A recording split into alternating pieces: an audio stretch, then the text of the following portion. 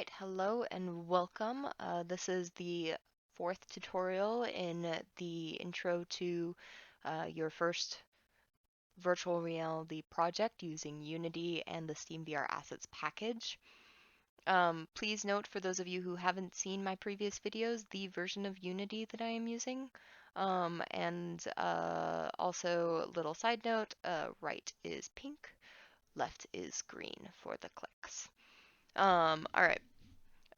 So what we want to do now is actually write our first lines of code. So far, we have set up this entire scene where we've got a floor, we've got a teleport plane, we've got 3 cubes of 3 different colors that you can pick up and you can throw, and the blue cube, when you pick it up, it will start a particle renderer that you can see there. So now what I want to do is I'm going to throw the cubes at a target, and depending on what cube I throw at the target, it will actually change the color of the target. So the way that I'm going to do that is using something called a collider with the OnTriggerEnter method. So this box is highlighted, this cube is highlighted here, and you can see it's got the box collider on it. So any of the objects, the 3D objects will, most of the 3D objects will already have a collider on them, and that's what you would use. If you import in your own objects, you may need to attach a collider yourself. You may need to render a collider yourself, so do keep note of that. What we're gonna do is I'm just gonna make a sphere, and I'm pretty bad at throwing. I've got pretty bad aim, so I want to make a giant sphere. Nice and large, so that it's really easy to hit. All right. And so if you look really closely, you can actually see on this sphere this lime green line that is around it. And this is actually the collider, the sphere collider in this case. So what we want to do is we want to use a method that is in the Unity libraries already for us, and it is called the OnTriggerEnter method. And this is incredibly useful and very versatile for your first projects in Unity. Whether you are a VR designer or just a regular game designer. And what it'll basically do is that when we go over here and we click this little checkbox, now it will run basically a message out to the system that says something has passed through, something has passed through, something has passed through. So if you imagine that this little lime green line here is a meshed net that's all around the sphere. It's now going to send out a message every time anything passes through it. So if a player passes through it, if a bird passes through it, if a plant passes through it, doesn't matter, it's going to send out a message. And what we want is to say, hey, specifically when one of these cubes, and we're just going to pick 2 cubes just to sort of really send the message home. When one of these cubes is thrown through our sphere, we want you to run a line of code. So the way that we're going to do that is we're going to pick the potter and the green cube so that we're not throwing the particle renderer, and we're going to create a tag. So a tag is basically, we're just going to add a string variable to our cube, and we're going to call it color cube. This is very case sensitive, so remember not only the spelling, but also the where you have uppercase and lowercase letters. For those of you who are not already programmers, to a computer, uppercase C and lowercase c are 2 completely different things. All right.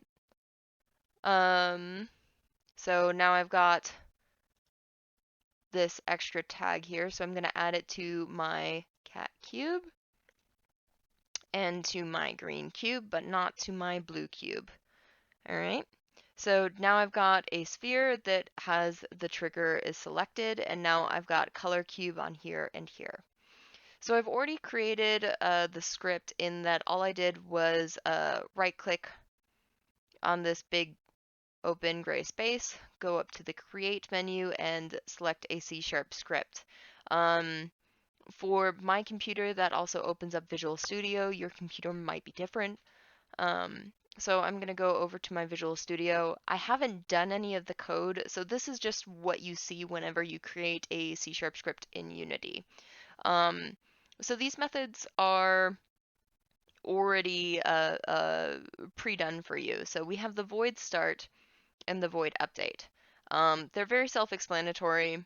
Basically, if you want something to run when you start up the scene that you are using the object that this is attached to, you're going to have it in the void start method. If you use the void update, just be very cautious of it because it is, like this comment says, called once per frame, so it can be very expensive for computers. So I'm actually going to delete that because we're not going to need it. And I'm going to go over here and I'm going to create an object. So for those of you who are programmers, I apologize. This is going to be super simplistic just so that I can really make sure that everybody who's watching this really understands what I'm doing. So what I'm going to do is I'm going to create an object. For those of you who have not programmed a lot or who don't really know about object-oriented programming, imagine that an object is basically a bucket. And I'm going to create a bucket and I'm going to call it's going to be of type renderer. It could be of type cardboard or of type wood, but I'm going to make a bucket of type renderer, and I'm going to say, hey, renderer, and I'm going to call it my rend. Doesn't matter what I call it, I just need to call it something. So now I have a box of type renderer that is called my rend. And what I want is when the scene starts, I want my rend, that box that I have, well, I want it to grab the renderer of whatever object it's attached to and link it to the box that I have in my code here. So I'm going to say, hey, my rend is now equal to get component renderer.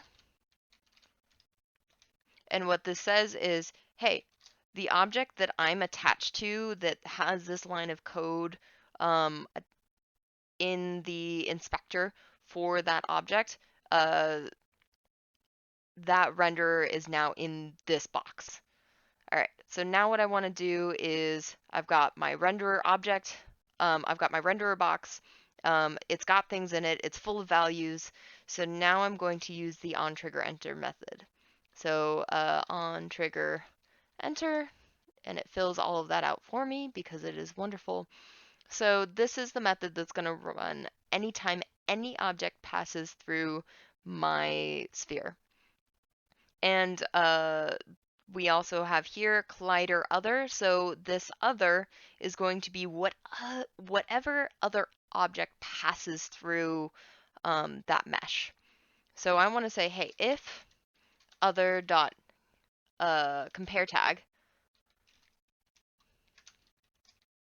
is equal to color cube.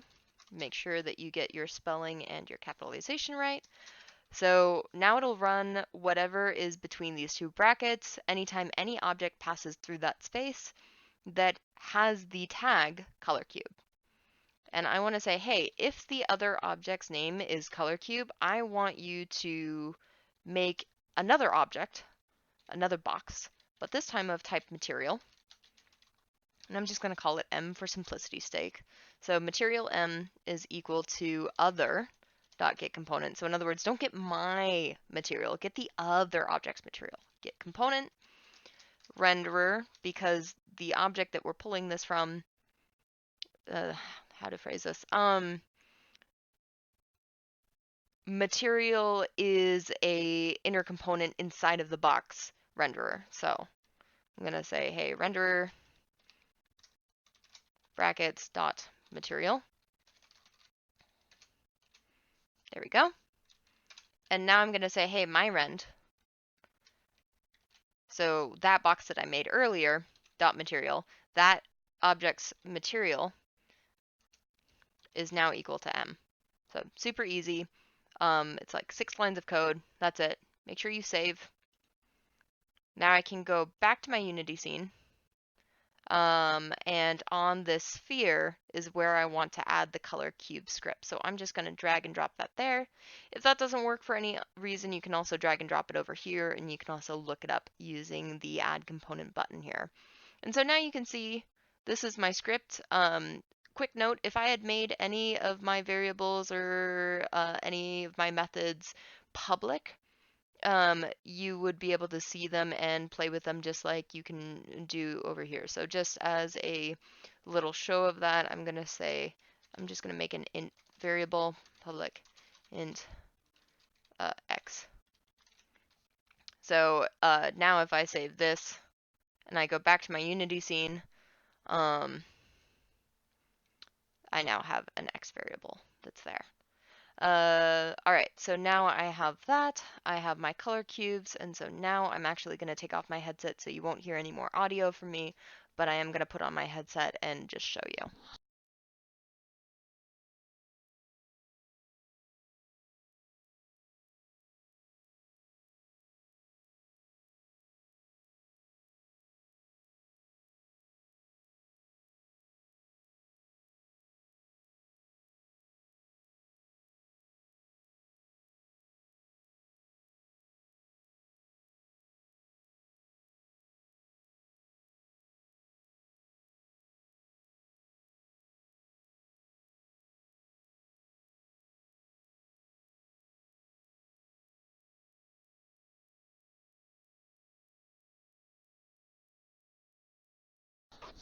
All right, and that is it for this tutorial video. See you next time.